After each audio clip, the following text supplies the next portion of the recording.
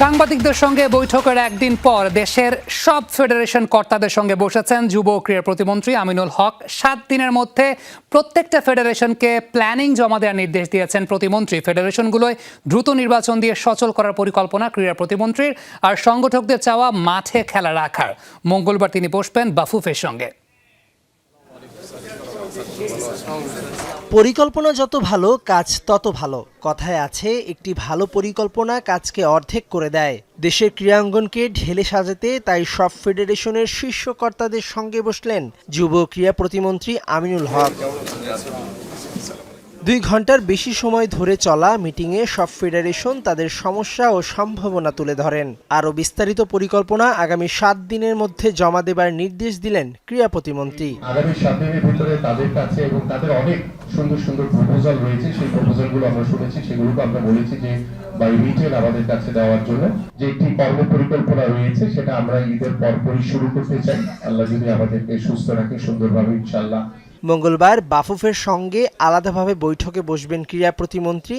যোগ দিবেন বাফুফের সভাপতি তাবিদ আওয়ালও। কালকে 12:30 আমাদের মিটিং হবে। আমরা বাংলাদেশের ফুটবলের যেহেতু আমাদের প্রতিমন্ত্রী বাংলাদেশের ফুটবলের গর্ব, আমরা ফুটবল ফেডারেশন এই জন্য গর্বিত। ওনার সাথে আমরা কালকে ইন্ট্রোডিউটিং মিটিং করব, পাশাপাশি ফুটবলের ডেভেলপমেন্ট নিয়ে কথা বলবো। 3 মাসের মধ্যে উপজেলা ও জেলা ক্রীড়া পরিষদে নির্বাচন করে ফেডারেশনগুলোতে নির্বাচন দেবার পরিকল্পনাকে স্বাগত জানিয়েছেন কর্তারা। একটা বছর উনি যেন কোনো কনস্ট্রাকশনের কাজে টাকা ব্যয় না করেন। এই টাকাটা উনি অবশ্যই যদি ক্রীড়ার যে ফেডারেশনগুলো আছে তাদেরকে সাবলীল করার জন্য, তাদেরকে অর্থায়ন করে যদি একটা পজিশনে দিয়ে দেয়, তাহলে সবাই ভালোভাবে কাজ করতে পারবে। 3 নম্বরটা ওনাকে বলেছি যে নির্বাচন নিয়ে অনেকেই তাড়াহুড়া করছেন।